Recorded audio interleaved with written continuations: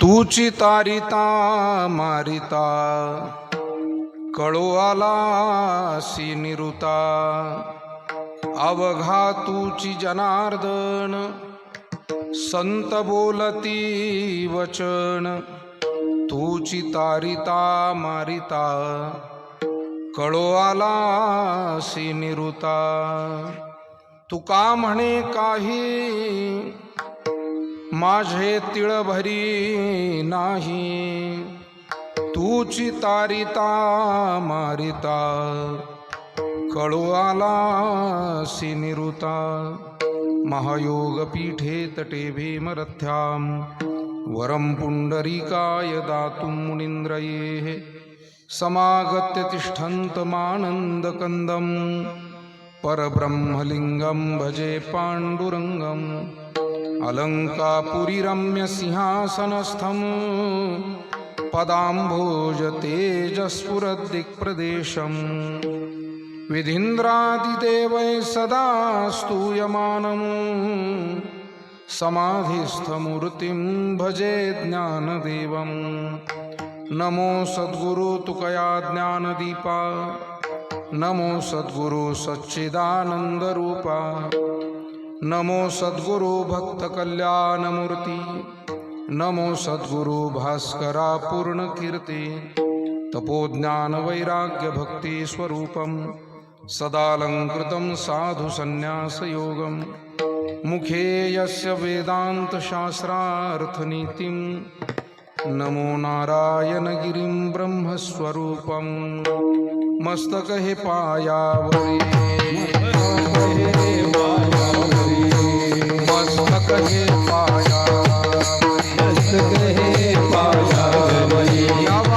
म्हणे मी माझे नेघे भार काही ओझे तुची तारिता मारिता कळो आलासी निरुता. संत श्रेष्ठ जगदवंदनीय जगद्गुरु श्री तुकाराम महाराज यांचा कीर्तन सेवेसाठी निवडलेला हा अभंग. या अभंगद्वारा जगद्गुरु तुकाराम महाराज एक संकल्प करतायत की हे देवा, माझ्या जीवनामध्ये मला कळून चुकलंय की या जगात सोबत येणारं काही नाही, म्हणून मी कशालाही माझं म्हणणार नाही आणि मी म्हणणार नाही. विठाला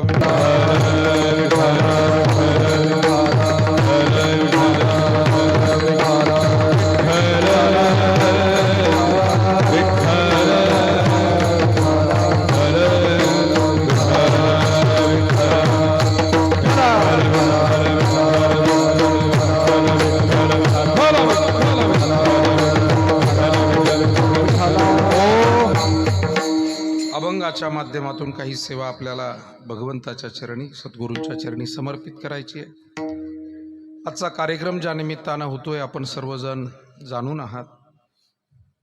चौधरी पाटील परिवार शिंगवे तालुका राहता गोदावरी गंगामाईच्या तीरावर असलेलं आपलं हे शिंगवे गाव, आपल्या गावाला लाभलेली आध्यात्मिक सामाजिक सेवेची एक अत्यंत आदर्श अशी परंपरा आणि या परंपरेचं निर्वाहन करत असलेला चौधरी पाटील परिवार, या परिवाराच्या पूजनीय मातोश्री कैलासवासी सौभाग्यवती मथुराबाई भागवतराव पाटील चौधरी यांचं प्रथम पुण्यस्मरण आपल्या सर्वांच्या उपस्थितीमध्ये संपन्न होत आहे.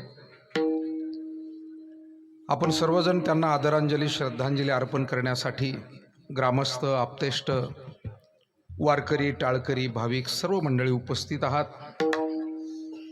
आत्ताच सन्माननीय माजी आमदार अशोकरावजी काळेसाहेब हे सुद्धा श्रद्धांजली अर्पण करून गेलेत. आपले सर्वांचे अध्यात्म क्षेत्रातले मार्गदर्शक, आमचे परम आदरणीय ज्येष्ठ गुरुबंधू पूजनीय महंत रामानंद गिरीजी महाराज या परिवाराच्या आणि शिंगवेकरांच्या चौधरी महाराजांच्या प्रेमास्तव तेही या ठिकाणी आवर्जून उपस्थित आहेत. गुरुमाऊली अर्थात माऊलींच्या वतीनं विश्वात्मक जंगलीदास महाराज आश्रमाच्या वतीनं सर्व पूज्य संतजन या ठिकाणी उपस्थित आहेत. खरं म्हणजे हा परिवार वारकरी संप्रदायाच्या सेवेतला एक महत्त्वाचा परिवार आहे. शिंगवे गावालाच मी सांगून गेलो की भजन पूजन अध्यात्माची एक चांगली परंपरा, या सगळ्या गंगथडीला सगळीच गावं पंचकृषी सद्गुरू गंगागिरीजी महाराजांच्या पासूनचा सहवास आणि महाराष्ट्रातील अनेक थोर संतांचाही सहवास या परिसराला लाभलेला. विशेष करून तुमचे आमचे सर्वांचे सद्गुरू परमश्रद्धेय ब्रह्मलीन श्री नारायणगिरीजी महाराज यांचंही मार्गदर्शन शिंगवेकरांना, या चौधरी पाटील परिवाराला विशेष लाभलेलं आहे. आणि त्यामुळे या परिवाराचे प्रमुख, दुःखांकित असलेला जो सर्व परिवार आहे त्यातले प्रमुख श्री भागवतराव किसन पाटील चौधरी, त्याचबरोबर श्री विठ्ठल गेनुजी पाटील चौधरी, श्री ज्ञानदेव किसन पाटील चौधरी, मातोश्री कैलासवासी सौभाग्यवती मथुराबाई यांची दोन्ही मुलं थोरले अर्थात वारकरी संप्रदायाची अत्यंत निष्ठेनं यथायोग्य अशी सेवा करत असलेले एक आदर्श कीर्तनकार, एक सन्माननीय गायक म्हणून आणि त्याहीपेक्षा एक आदरणीय वारकरी म्हणून सर्वांना परिचित असलेले आपले रामकृष्ण महाराज चौधरी हे थोरले चिरंजीव आहेत. धाकटे श्री नवनाथ भागवत पाटील चौधरी अर्थात आमचे नवनाथ चौधरी सर हे सुद्धा विश्वात्मक गुरुमाऊलींच्या सहवासात, सान्निध्यात अतिशय आदर्श अशी सेवा आश्रमामध्ये त्यांची सुरू आहे. त्याचबरोबर त्यांच्या बहिणी सौभाग्यवती सुनीताताई आबासाहेब पाटील लासुरे आणि त्यांचा संपूर्ण लासुरे परिवार, त्याचबरोबर सौभाग्यवती संगीताताई नवनाथ पाटील धनवटे, त्यांचा संपूर्ण धनवटे परिवार, रामकृष्ण महाराज चौधरी यांचे सर्व बंधू, आमचे प्रमोदजी चौधरी असतील किंवा सर्व त्यांचे इतर बंधू, मोठा परिवार आहे. इतर त्यांच्या सर्व बहिणी, इतर आलेले सर्व व्याही जावई, इतर सर्व पाहुणे, विशेष करून वारकरी संप्रदायातील उपस्थित मान्यवर मंडळी, त्यामध्ये ज्यांनी सुंदर अशी सुरुवात या कीर्तनाची आपल्या या सुंदर अशा गायनानं चालीनं करून दिली असे आमचे अरुण महाराज पगारे, हरिभाऊ महाराज गरुड, आमचे वरदविनायक सेवाधामाचे ज्येष्ठ मार्गदर्शक हरिभक्तीपरायण भारत महाराज धावणे, त्याचबरोबर हरिभक्तीपरायण देवराम महाराज आमचे आंभोरे, सोपान काका, हरिभक्तीपरायण उत्तम महाराज, हरिभक्तीपरायण गणेशजी महाराज, आमचे सुरदासजी महाराज हार्मोनियम वादक, सूर्यवंशी महाराज, प्रकाश महाराज, मृदंग विशारद आणि वारकरी संप्रदायाच्या या पिढीला घडवण्याचं एक चांगलं काम करणारे आपले सर्वांचे स्नेही संतोष महाराज दीक्षित, सद्गुरू नारायणगिरी महाराज आश्रम नेवासा या आश्रमातील आमचे विद्यार्थी मृदंगवादक दुसरे प्रसाद महाराज तरवडे, माझे सहकारी मृदंगाचार्य कृष्णा महाराज मोरे, या ठिकाणी आवर्जून उपस्थित आमचे परमादरणीय स्नेही दादाभाऊ पठारे, ज्येष्ठ मार्गदर्शक आपल्या भागाचे साहेबराव अण्णा जपे पाटील, सन्माननीय माजी संचालक संजयजी होन पाटील, या निमित्तानं उपस्थित आपल्या तालुक्याचे सन्माननीय माजी सभापती आणि नेहमीच ज्यांचं धार्मिक सामाजिक सर्व कार्यात आपल्याला या परिसराला मार्गदर्शन लाभतं असे मच्छिंद्रजी टेके पाटील, त्यांच्या तोंडून एक वाक्य मी ऐकलं. ते म्हणाले, या पंचक्रोशीत माझं सगळ्यात आवडतं गाव म्हणजे शिंगवं आहे, असं एकदा बैठकीत ते बोलले. आणि म्हणून या गावचा संस्कारही खरोखर तसा आहेच. आमचे हरिभक्तीपरायण आदरणीय डोंगरगावकर महाराज असतील, वैजापूर ते येवला तालुक्यातून आलेत, त्याचबरोबर वैजापूर तालुक्यातून आमचे गणेश महाराज, फार दुरून संत बाजीराव महाराज समाधी स्थान तिथपासून ते इथे उपस्थित झाले. या निमित्तानं उपस्थित ज्येष्ठ मार्गदर्शक आपले हरिभक्तीपरायण मोरे काका असतील, आदरणीय वेदशास्त्र संपन्न मरुद्गण गुरुजी आपल्या पुणतांबा क्षेत्रामध्ये चांगदेव महाराजांची सेवा अत्यंत आदरपूर्वक जे त्या ठिकाणी करतात त्यांनाही धन्यवाद देतो. या निमित्तानं उपस्थित आमचे गोंडेगाव येथून आलेले सन्माननीय फोपसे पाटील असतील, लोहकणे पाटील आणि त्यांची सर्व ग्रामस्थ मंडळी, बाराहत्ते पाटील, लोहकणे पाटील त्यांची सर्व ग्रामस्थ मंडळी, टेके पाटील, ठोंबरे पाटील, गायकवाड पाटील आणि सर्व वारी येथील सर्व सन्माननीय मंडळी, पिंपळवाडी येथून उपस्थित सर्व आमचे महाराज आणि सगळी पिंपळवाडीकर सन्माननीय ग्रामस्थ मंडळी, लोणी येथील आमच्या आध्यात्मिक परिवारातील ज्येष्ठ मार्गदर्शक हरिभक्तीपरायण निंबाळकर सर, सुर्वे सर, लोणी येथील सर्व मंडळी, एकरुखे येथून उपस्थित गाढवे पाटील, भवर पाटील, सर्व ग्रामस्थ. खरं म्हणजे आता उल्लेख मी सर्वांचा करू शकेल, कारण रामकृष्ण महाराज चौधरी आणि आम्ही म्हणजे एक परिवार. म्हणून जी माणसं रामकृष्ण महाराज चौधरी यांच्या मातोश्रीला श्रद्धांजली वाहायला आले म्हणजे आमच्याच मातोश्री आहे, हा परिवारच आहे सगळा आपला परमार्थाचा. आणि त्यामुळे जेवढे त्यांच्या परिचित तेवढेच माझ्या परिचित, हा एकच परिवार असल्यामुळे पण आपण सर्व मंडळी, वडीलधारी मंडळी असाल, विविध क्षेत्रातील पदाधिकारी असाल, माता भगिनी, मला वाटतं आजच्या कार्यक्रमाचं निमित्त दुःखद असलं तरी हा सोहळा अनुभवायला मात्र एक सुखद आहे. मातोश्रींचं वयोमान झालेलं होतं आणि आपल्या धर्मशास्त्रामध्ये सांगितल्याप्रमाणे सौभाग्यवती त्या गेलेल्या. आपल्या मुलाबाळांना चांगले संस्कार त्यांनी दिले. आज आपण सरांकडे पाहतो, रामकृष्ण महाराजांची सेवा पाहतो, एक चांगला विचार संस्कार या दोघा पती पत्नींनी दिलेला आहे. आणि रामकृष्ण महाराज आणि सर या संपूर्ण परिवाराचा जो संबंध राहिला, जी सेवा केलेली आहे चौधरी महाराजांनी, मला वाटतं त्या सेवेचं मूर्त रूप आपल्याला या मंडपामध्ये या ठिकाणी दिसतंय की एवढ्या संख्येनं आदरणीय टाळकरी, आदरणीय महाराज मंडळी, हे सगळे विद्यार्थी, एक मनुष्य उपलब्ध करणं म्हणजे गोष्ट कठीण असते. आणि तिथे इतके सगळे आदर्श कथाकार, कीर्तनकार, सर्व मंडळी एकत्र येणं, मला वाटतं रामकृष्ण महाराजांनी जो वाडवडिलांकडून संस्कार घेऊन जी मनोभावे सेवा केली आणि जी आईची पुण्याई आहे त्याचं हे फलित आहे. विठाला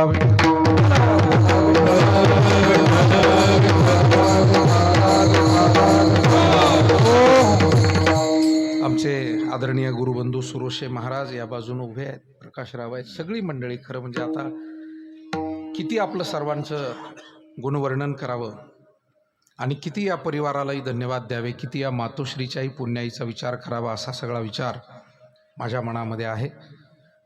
तेव्हा या गावातील जी सर्व मंडळी आहे, लासुरे पाटील असतील, काळवाघे पाटील असतील, चौधरी पाटील, सगळी मंडळी, गावचे आमचे सरपंच, खरं म्हणजे आता त्यांच्याकडे मला भोजनाला जाता येत नाही आज,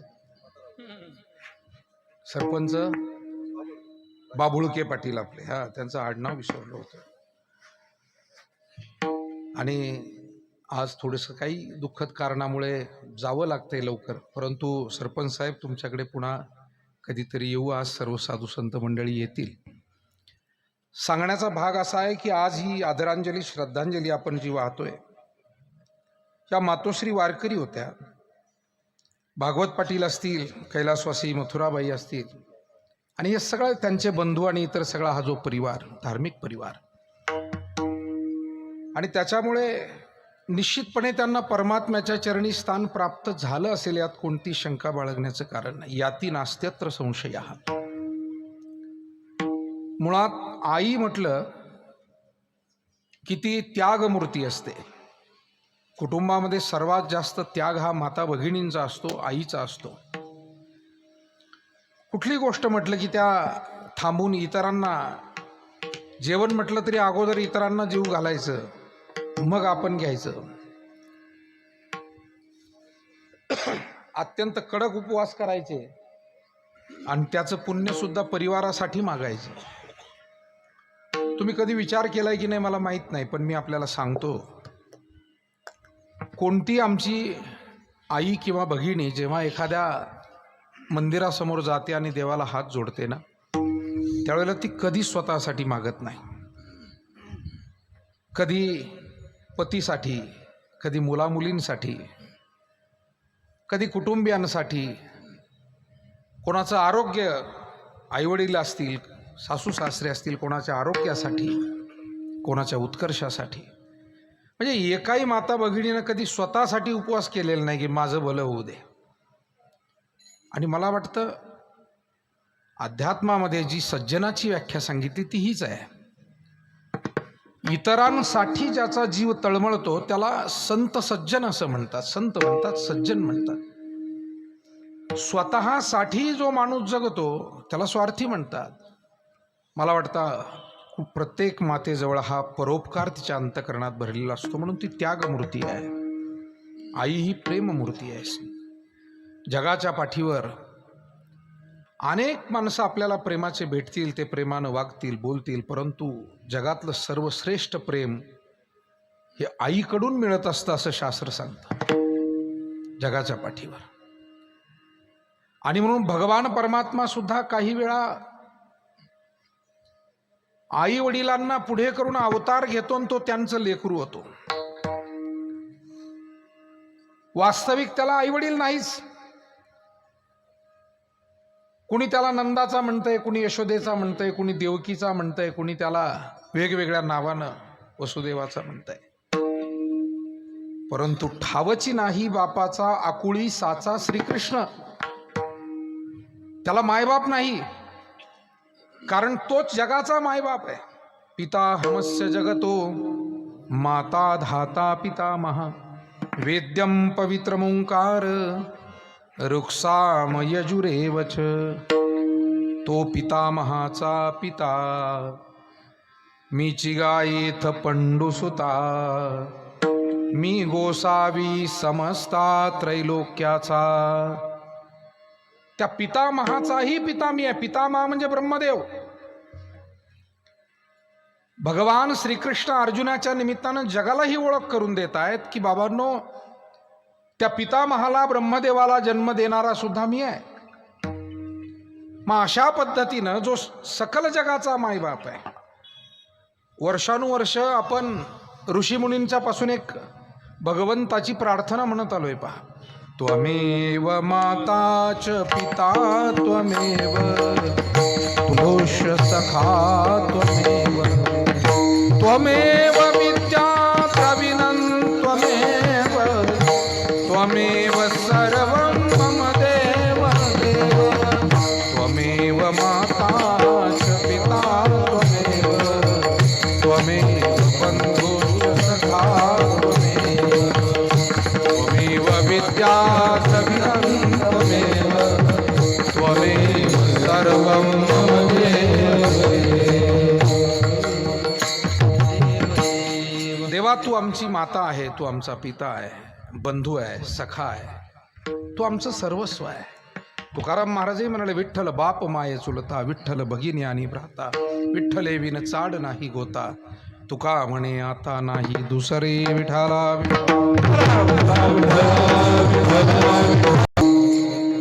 अशा पद्धतीनं जगाचा मायबाप आहे, पण आईचं प्रेम लाभावं, भक्तांचं प्रेम सुख स्वीकारता यावं म्हणून तोही मानव रूप घेऊन वेळोवेळी या भूतलावर आला. रामरूपात, कृष्ण रूपात, आदी आदी रूपात. आणि त्यानं आईच्या प्रेमाचं सुख उपभोगण्याचा प्रयत्न केला. भूक लागली म्हणून रडावं. आता ज्याला शरीर नाही त्याला भूक कशी सांगा.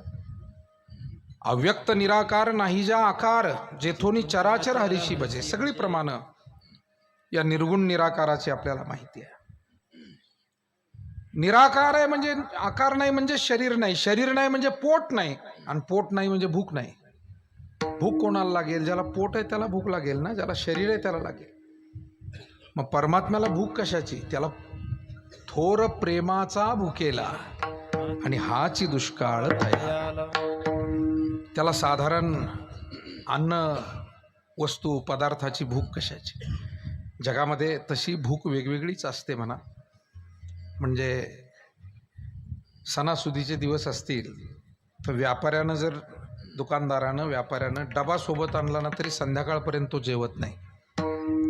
अर्थात ते सणासुदीचे 4-2 दिवसच असतात ते उद्योगधंद्याचे. तो म्हणतो नाही जेवलो आज तर चालेल.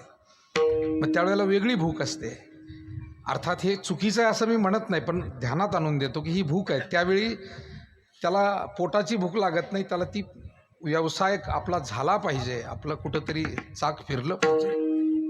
प्रत्येकाची भूक वेगळी आहे. एखादा गुन्हाग्रही असेल त्याला गुणांची भूक आहे, ज्ञानार्जन करणारा साधक असेल त्याला ज्ञानाची भूक आहे.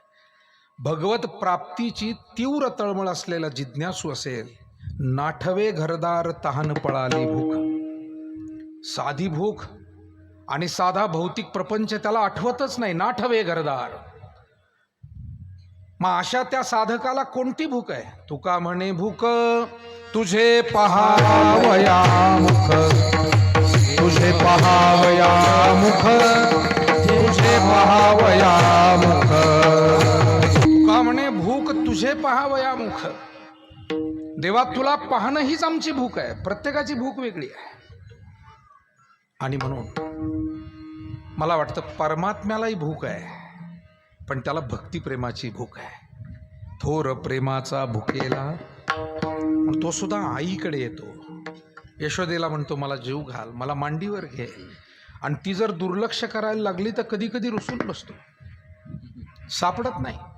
ती यशोदा म्हणते माझा कृष्ण देखिला काय कोणीतरी सांगा गे, सांगा कोणीतरी सांगा गे, सांगा कोणीतरी सांगा गे, सांगा.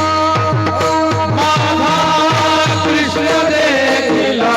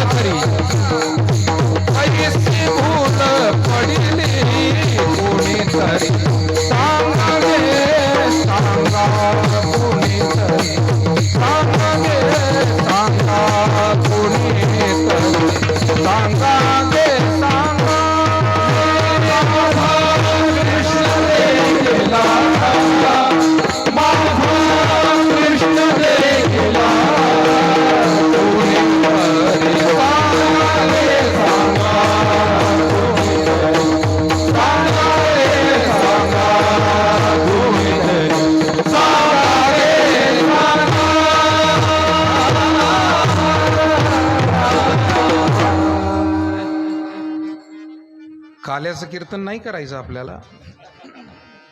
आईचं महत्व काय? श्रीकृष्ण त्या मातृप्रेमासाठी भुकेला. आणि म्हणून हे सगळे लढीवाळ चाळे, हे सगळे या लीला तो त्या सगळ्यांमध्ये करतो, बालगोपाळांमध्ये, आईजवळ, वडिलांजवळ. आणि म्हणून धीरज महाराज वाजवा ना, या या. गणेश महाराज या. नव्या पिढीतलं आपल्या वारकरी संप्रदायाचं वैभव आहे. या वाडवडील माणसांनी कष्ट घेऊन जो संप्रदाय इथपर्यंत आणून ठेवला. प्रत्येक गावोगावी आमची वडीलधारी कीर्तनकार मंडळी, भजनी मंडळी, कार्यकर्ते, झटणारे, धावणारे, पळणारे, जीव घालणारे, हे सगळे वारकरी संप्रदायाचे महान सेवक मंडळी आहे गावोगावी. आणि नव्या पिढीमध्ये सुद्धा सुदैवानं आता ही सगळी पिढी हळूहळू तयार होते आहे. त्यांना प्रोत्साहन देणं, त्यांचं कौतुक करणं, त्यांना पुढे घेणं ही आपली जबाबदारी आहे. विठाला विठाला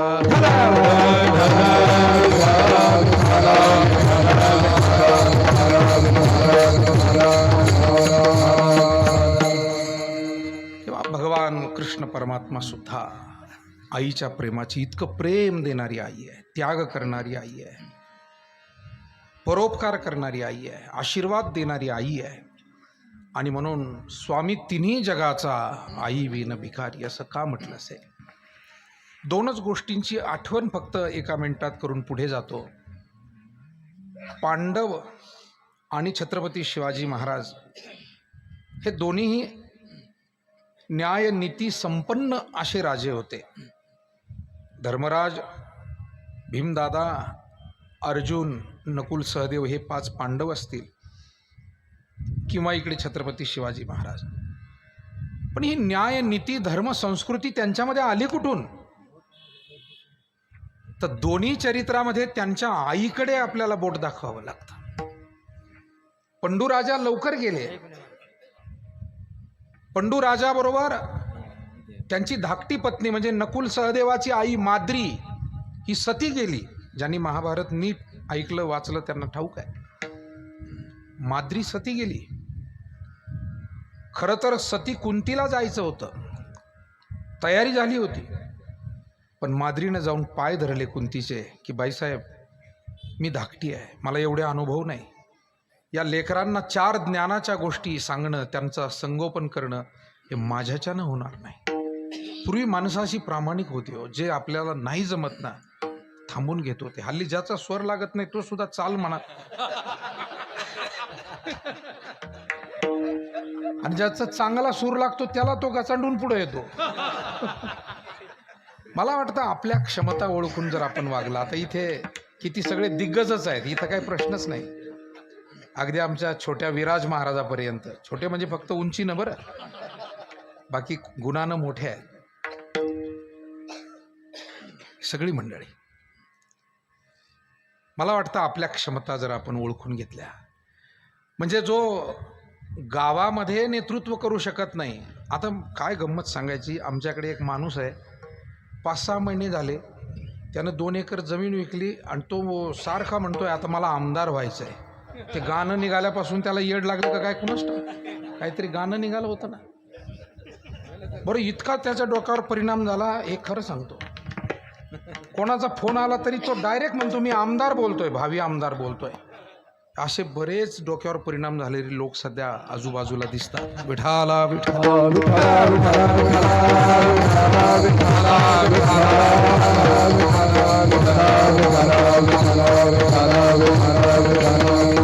मायबाप हो, आपली क्षमता ओळखा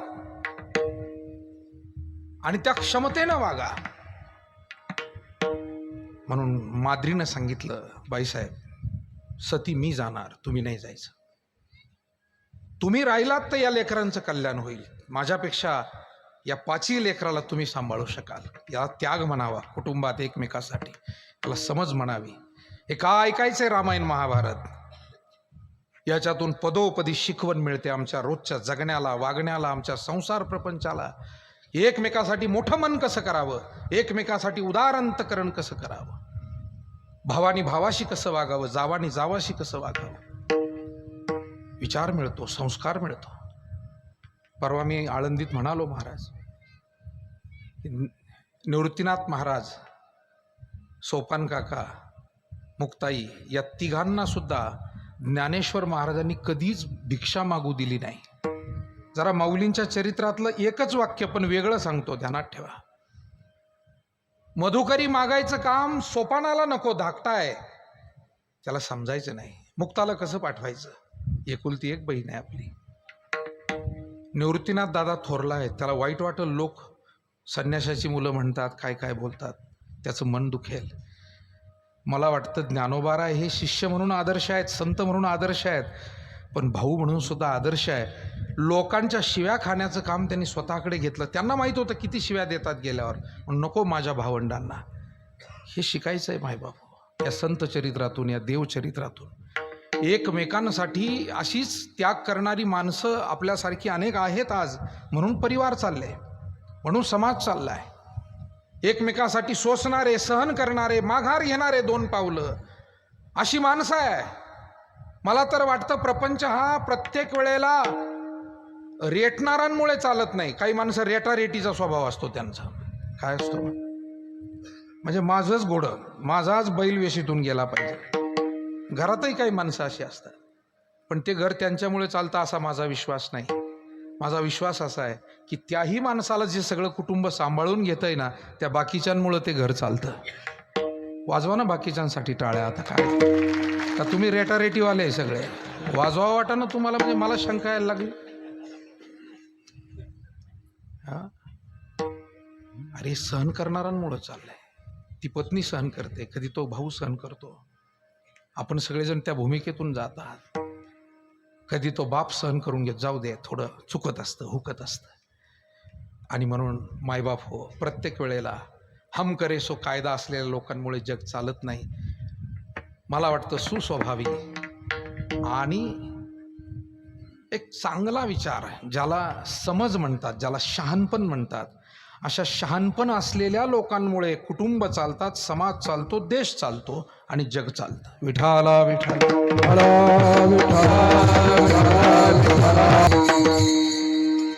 समजूतदारपणा घेणारे लोक फार महत्वाचे असतात आणि त्यांचं सुद्धा कौतुक झालं पाहिजे बरं का. म्हणून शिवराज सिंग चौहानाचं सुद्धा कौतुक झालं पाहिजे. अहो झालंच पाहिजे. असं काय करता तुम्ही? या लोकांनी जर समजूतदारपणा घेतला नाही तर ती व्यवस्था तरी कशी चालेल? म्हणून सगळं कौतुक वरच्यांचंच करायची गरज नाही. हे सगळे छोटे छोटे घटक आहेत, यांचंही कौतुक करावं लागेल. विठाला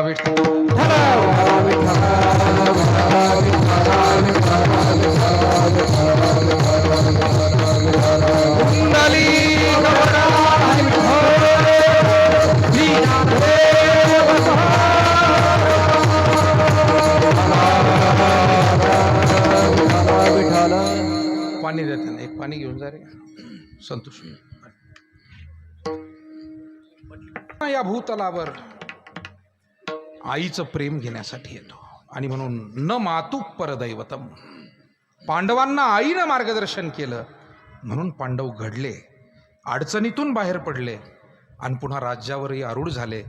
राज्य मिळालं यात मला फार महत्त्व वाटत नाही, पण पांडवांची कीर्ती आजपर्यंत आहे, त्यांच्या घराण्याचं नाव लौकिक आजपर्यंत आहे. मला वाटतं आपल्या घराण्याचा, आपल्या परंपरेचा, आपल्या वाडवडिलांचा मी आपल्याला सांगून जातो मायबाप हो. मुलांचं कर्तव्य जसं 4 एकराची 6 एकर करावी, 2 खोल्या असतील 4 खोल्या बांधाव्या, हे कर्तव्यच आहे.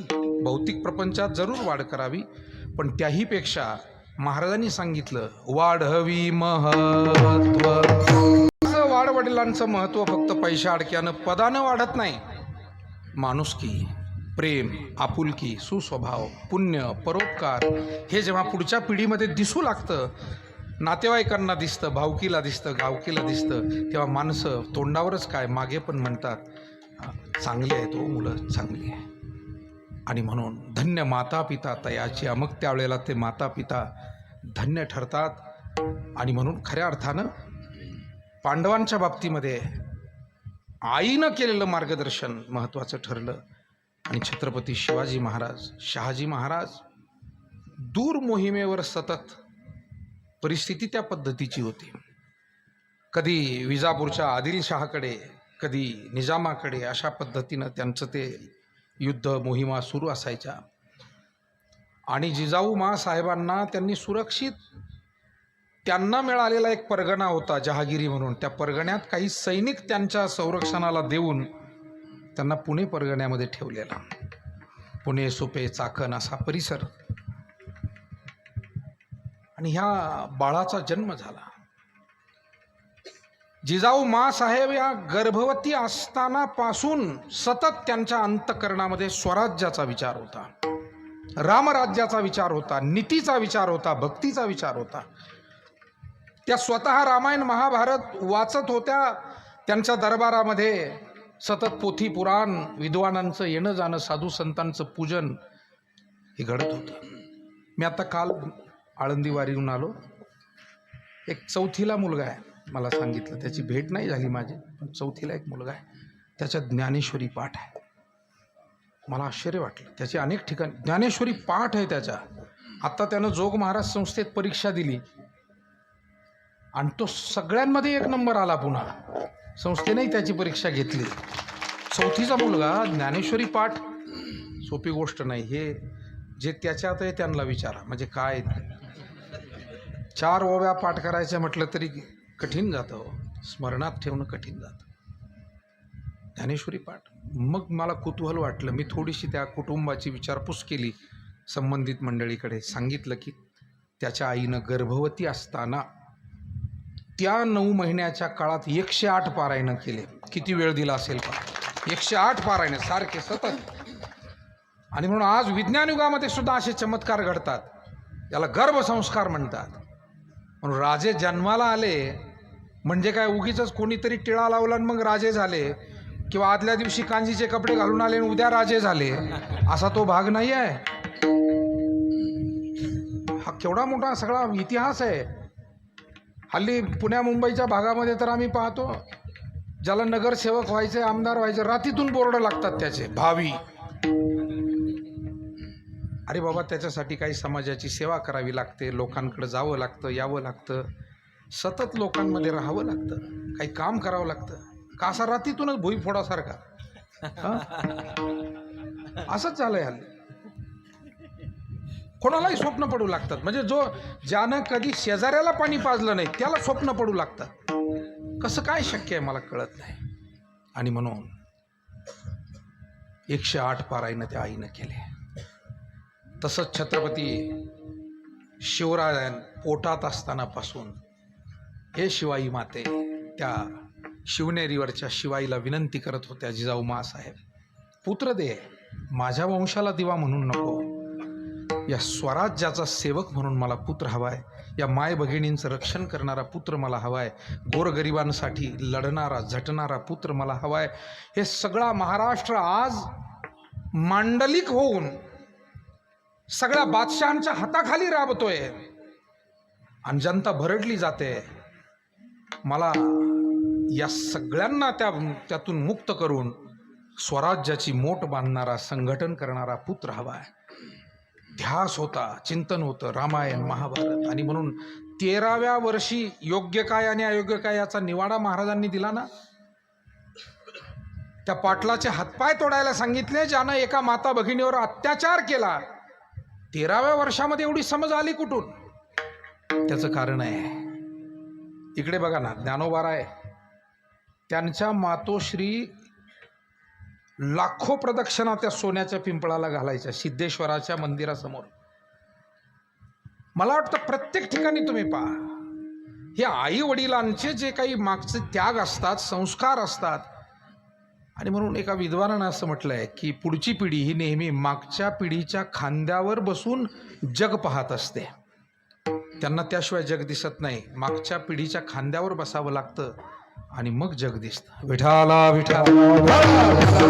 महात्मे, सत्पुरुष या सगळ्यांनाच आई वडिलांचा संस्कार मिळालेला आजही ज्या मातोश्रींचं आपण पुण्यस्मरण करतो, या मातोश्रींचा संस्कार विचार आमच्या रामकृष्ण महाराज, त्यांचे बंधू नवनाथ सर, सगळा परिवार, त्यांच्या इतर बहिणी, या घरातल्या सुना, नातवंड, या सगळ्यांना अध्यात्माचा हा विचार संस्कार मिळालेला आहे. हे धन आहे. घरामध्ये जसं पैसा अडका, जमीन जुमला हे धन आहे, तसं मला वाटतं संस्कार हे सुद्धा एक धन आहे. जमीन कमी जास्त होईल, पैसे कमी जास्त होतील, पण संस्कार जर टिकून राहिले ना तर त्या परिवाराचा सन्मान टिकून राहतो. ध्यानात ठेवा. होऊ द्या संपत्ती थोडी कमी जास्त, पण संस्कार टिकून राहिला पाहिजे, माणुसकी टिकून राहिली पाहिजे. अशा परिवाराचा कधी सन्मान समाजामध्ये कमी होत नाही. आणि म्हणून मला वाटतं या परिवारानं सुद्धा तो संस्कार सतत जपला. रामकृष्ण महाराजांचा आणि आमचा तुमच्यासारखाच 25-30 वर्षाचा जसा तुमचा आहे तसाच माझा, त्यांचा अतिशय सुरुवातीपासूनचा, सगळ्या शिंगवेकरांचा आमचा स्नेहसंबंध. आमचे बाबासाहेब भाऊ असतील, जना भाऊ असतील, ही सगळी तरुण मंडळी सतत, आणि आमचं सगळं भजनी मंडळ असेल. वैकुंठवासी जनू काका होते. मला वाटतं खरं म्हणजे आजच वैकुंठवासी भागवतराव काळवाघे भाऊसाहेब, ज्येष्ठ विधिज्ञ आपल्या तालुक्यातले आणि माजी सभापती, त्यांचंही पुण्यस्मरण आजचंच आहे. कारण या दोन्ही घटना एकाच दिवशी झाल्या होत्या, मला आठवतं, एकाच दिवशी झाल्या होत्या. परंतु एकाच दिवशी दोन्ही कार्यक्रम नको म्हणून आज काळवाघे भाऊसाहेबांचा जो सगळा संपूर्ण काळवाघे पाटील परिवार आहे, त्यांनी आज फक्त पूजा ठेवलेली आहे घरी. आणि परवाच्याला वारकरी भूषण आमचे परमस्नेही ज्ञानेश्वर माऊली कदम महाराज यांचं कीर्तन परवाच्याला काळवाघे भाऊसाहेबांच्या पुण्यस्मरणानिमित्तानं तिकडे होणार आहे. मला वाटतं अजून एक भवार परिवार यांच्याकडे 15 तारखेला वार सांगता येईल का? शुक्रवार, म्हणजे गुरुवारच्याला काळवाघे भाऊसाहेबांचं पुण्यस्मरण आणि पुन्हा लगेच शुक्रवारच्याला. मला वाटतं आता हा सप्ताह झाला आहे, अखंड हरिनाम सप्ताह शिंगव्यामध्ये पुन्हा एक असंच झालं, जोडून कार्यक्रम सगळे. परंतु हे करणं भाग आहे, वाडवडिलांची सेवा आहे. तेव्हा आमच्या भवर परिवाराकडे पुन्हा परवाच्याला म्हणजे शुक्रवारी 10 ते 12 या वेळेत कीर्तन सेवा आहे. विठाला विठाला. हा मानवी जीवनामध्ये शिल्लक राहणारी गोष्ट काय असेल, शिल्लक राहणारं धन कोणतं असेल तर ते पुण्यरूपी धन आहे. हे सोबतही येतं आणि मागे शिल्लकही राहतं, दोन्ही गोष्टी आहे. मला वाटतं बाकीचं धन हे सोबत येत नाही. धन मिळवूनी कोटी आणि सवे नवे रे लंगोटी असं महाराज म्हटलंय. भूषणे ही घेती काढून या, अंगावर दागदागिने असतील तर तेही काढून घेतले जातात. सोबत काय? कर्मानुगो गच्छती जीव एका. मनुष्यानं केलेलं सत्कर्म, दान, पुण्य, सेवा, त्यानं मिळवलेले आशीर्वाद, ही सगळी शिदोरी जाताना सोबत आहे. म्हणून जाताना माणूस श्रीमंत राहिला पाहिजे, जगताना तो श्रीमंत असेल नाही तर गरीब असेल हरकत नाही. श्रीमंतही असला तर त्यानं पुण्य मिळवावं आणि गरीबही असला तर त्यानं पुण्य करावं. बरं, पुण्य करणं दोघांनाही शक्य आहे, श्रीमंत परिवार असो की गरीब असो. पुण्य हे गरिबी श्रीमंतीवर अवलंबून नाही. थोडंसं सूत्रात्मक बोलायचं, पुण्य हे परिस्थितीजन्य नाही, ते मनस्थितीवर अवलंबून आहे. परिस्थिती कशी असू देत. मला वाटतं मारुतीचं जाऊन दर्शन करायला आंघोळ झाल्यावर त्याला किती खर्च येतो, किती लाख रुपये लागतात सांगा बरं. घरी आलेल्या पाहुण्याला अतिशय प्रेमानं रामराम घालून आग्रहपूर्वक चहापान करून जेवूनच जा असं म्हणायला, हल्ली तर कोणी जेवतच नाही, पण म्हणायला काय वचनम किम दरिद्रता.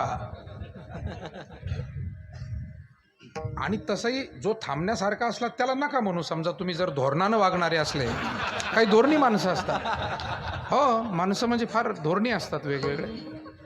पण तुम्हाला जर अंदाज आला की याला घाई आहे, मग त्याला आग्रह करा ना, निदान दिसू द्या माणूस की तुमची.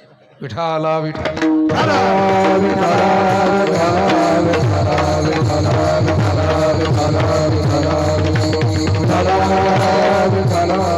मला वाटतं बहुसंख्य मंडळी आहेत आपल्यासारखी, अनेक सज्जन माणसं आम्ही पाहतो, स्त्री पुरुष पाहतो, हे मनापासून माणुसकी दाखवतात, मनापासून सेवा अजूनही करतात. परंतु हे सोबत जाणारं धन आहे हो. भगवंताची भक्ती हे धन, समाजाची सेवा हे धन, मिळवलेले आशीर्वाद, ते गोरगरिबांचे, ते आईवडिलांचे, मुक्या प्राण्यांचे, साधू संतांचे, धर्माचे, देवाचे, हे जे सगळे आशीर्वाद आहे. म्हणून माणूस ज्या दिवशी जातो त्या दिवशी तो श्रीमंत असला पाहिजे. जगद्गुरु तुकाराम महाराजांना श्रीमंत म्हणण्याची परंपरा आहे. श्रीमंत श्री जगद्गुरु तुकोबारा आहे. का श्रीमंत म्हणायचं? महाराज म्हणतात ना, आम्ही असं धन मिळवलेलं आहे की जे नष्ट होत नाही. जोडीले हे न सरे धन जोडी देवाचे चरण, हे परमार्थ धन आहे. पण कसं आहे, त्याची गुणवत्ता काय आहे ती या चरणात सांगितलेली आहे. त्या परमार्थ धनाची गुणवत्ता काय आहे? जोडीले हे न सरे धन, हे न संपणारं धन आहे. अविनाश आनंद घन, नाश नाही आहे असं ते धन आहे. आनंद देणारं धन आहे. आणि त्या धनानं काय मिळवलंय? बाकीच्या भौतिक धनानं भौतिक वस्तू मिळतील, अनेक वस्तू खरेदी करता येतील त्या धनानं, पण देव नाही मिळवता येत. आणि म्हणून या परमार्थ रूपी धनानं अमूर्त मूर्ती मधुसूदन समचरणी देखियला, अशा पद्धतीचं हे धन मला वाटतं ज्याच्या जीवनात मिळालं तो मृत्यूच्या दिवशी श्रीमंत आहे. ती स्त्री असेल, तो पुरुष असेल. आणि म्हणून मायबाप हो, या जीवनाच्या वाटचालीमध्ये पुण्य हे काही एका विशिष्ट वेळेला करायची गोष्ट नाही आहे. पुण्य करणं स्वभाव होऊन गेला पाहिजे. मग ते बोलताना असो, वडीलधाऱ्यांशी तुम्ही आदरानं बोललात की पुण्य झालं. एखाद्याचं काही दुःख त्याच्या घरात घडलेलं असेल आणि तुम्ही सांत्वनपूर्वक बोललात, पुण्य झालं. लहान आहेत त्यांना मार्गदर्शन होईल आणि थोडा जिव्हाळा वाटेल असं प्रेमानं बोललात, पुण्य झालं. म्हणजे बोलण्यातून पुण्य, माणसाच्या वागण्यातूनही पुण्य आहे. या हातानं कोणाचं काही वाईट करण्यापेक्षा एखादा पडतोय त्याला हात दिला, बिचारा पडता पडता सावरला, काय झालं? पुण्य. दानेन पानीर न तू कंकणेन. हात हे सहकार्य करण्यासाठी दिलेत शास्त्रकार म्हणतात, ते फक्त काही भूषण घालण्यासाठी नाही आहे. आणि भूषण घालावेत, अलंकार घालणं काही चुके असं नाही. माता भगिनी अलंकार घालतात, पुरुष बांधव घालतात, जरूर घालावे, पण तेवढ्यानं शोभा नाही माणसाची. माणसाजवळ सत्य हा अलंकार असावा, सेवा हा अलंकार असावा, परोपकार हा अलंकार असावा, ज्ञान हा अलंकार असावा. मला वाटतं हे सगळे अलंकार आहे. वैराग्य हा अलंकार आहे, भक्ती हा अलंकार आहे. पुढे भक्तीने धरिले हाती, मागे ज्ञान वैराग्य धर्म येती. जे जे जीवनमूल्य, ज्याला ह्युमन व्हॅल्यूज म्हणतात, जीवनमूल्य म्हणतात, सद्गुण म्हणतात, हे खरे माणसाची, स्त्री पुरुषांची शोभा वाढवणारे अलंकार आहे. हनुमानजींना कुठला अलंकार होता? पण सेवा हा अलंकार. आयुष्यभर राम प्रभूची सेवा केली. राम काज करिबेको आतुर. राम कार्यासाठी ते सदैव आतुर असायचे की मला काही सेवा आणखी काय करता येईल. म्हणजे राम रावण युद्ध चालू होतं आणि हनुमानजींचं लक्ष राम प्रभूकडे गेलं. रावण हा अत्यंत भव्य दिव्य रथामध्ये बसून उंची वस्त्र घालून असा युद्ध करत होता आणि राम प्रभू अनवाणी पायानं, वल्कल म्हणजे झाडाच्या साली नेसलेल्या, वल्कल म्हणजे काय, झाडांची सालपट ती अंगाला गुंडाळलेली, आणि मग युद्ध करतायत. हनुमानजींना गहिवरून आलं. म्हणाले, देवा तुम्ही एवढं महान असताना तुमची ही सामान्य अवस्था मला पाहवत नाही. आणि हा दुष्ट दुर्जन हा एवढ्या भव्य रथात बसून, तुम्ही अयोध्येतून निघालात, रथ आणला नाही, तुम्ही वनवासी आहात, मी तुमचा रथ होतो असं मनाशीच ठरवलं. हनुमानजीने उड्डाण घेतलं आणि रामाजवळ गेले आणि त्यांना उचलून खांद्यावर घेतलं. अरे हनुमान काय करतो, काय करतो? अरे युद्ध चाललंय, काय तुला लहर लागली, काय करतोय हनुमान? हनुमान ढसढसा रडतायत. प्रभू तुम्हाला मी जमिनीवर उभं राहिलेलं पाहू शकत नाही, तुमच्याकडे रथ नसला म्हणून काय झालं? हा हनुमान तुमचा रथ व्हायला तयार आहे. मला वाटतं हा अलंकार आहे, हा हनुमानजींचा अलंकार आहे. आणि म्हणून आपल्यालाही आपल्या जीवनामध्ये बंधू भगिनींनो हे अलंकार मिळालेलेच आहेत. वाडवडिलांकडून, साधू संतांकडून, धर्मग्रंथांकडून, समाजातल्या ज्येष्ठांकडून, श्रेष्ठांकडून, विद्वानांकडून या चांगले विचार आम्हाला मिळालेले आहे. हे चांगले विचार सांभाळणं, चांगले गुण जीवनामध्ये सांभाळणं म्हणजे श्रीमंत होणं आहे. आणि ही श्रीमंती मृत्यूच्या वेळी विशेष दिसून येते. तुकोबारायांना माहिती होतं या जगामध्ये सगळ्याच गोष्टी नाशिवंत आहे, आज आहे उद्या नाही. आणि म्हणून त्याचा लाभ सेवा कार्यासाठी करून घ्यावा. भौतिक गोष्टींचा धन असावं, स्वतःचंही जीवन चालवावं, काही सेवा करावी. शक्ती असावी अंगात, स्वतःच्याही भल्यासाठी ती शक्ती वापरावी, त्यातून काही सेवा करावी. बुद्धी असावी, बुद्धीच्या द्वारा स्वतःचंही प्रापंचिक कार्य पार पाडावं, ती बुद्धी देवासाठी, धर्मासाठी, देशासाठी, समाजासाठी खर्ची घालावी. म्हणून हे पुण्य त्यातून केलं पाहिजे. महाराज म्हणतात, देवा या भूतलावर या भौतिक गोष्टी ज्या आहे ना त्या अत्यंत क्षणिक आहे, या सोडाव्या लागतात. म्हणजे एका राजानं महाल बांधला होता. अनेक साधू महात्मा तिथं आले. त्या साधूला विचारलं, महाराज या महालात काही दोष आहे का? आतापर्यंत अनेक लोक येऊन गेले, त्या राजानं हेच प्रश्न विचारले होते, महालात काही दोष आहे का? लोक म्हणायचे, राजेसाहेब महाल फारच भव्य आहे, सुंदर आहे, वास्तुशास्त्राला धरून आहे, सगळ्या सोयींनी युक्त आहे, भक्कम आहे, महालात काही दोष नाही. राजानं साधूला विचारलं, महाराज महालात काही दोष आहे का? गुरुवर्य नारायणगिरीजी महाराज हा दृष्टांत सांगायचे. म्हणजे महालात 2 दोष आहेत. असं म्हटल्यावर त्या राजालाही कळे नाही साधू बाबा काय म्हणतात. आजपर्यंत तर कोणीच सांगितले नाही दोष. 2 दोष आहे या महालात. कधी ना कधी एक दिवस हा महाल भग्न होईल, पडेल, कधी ना कधी.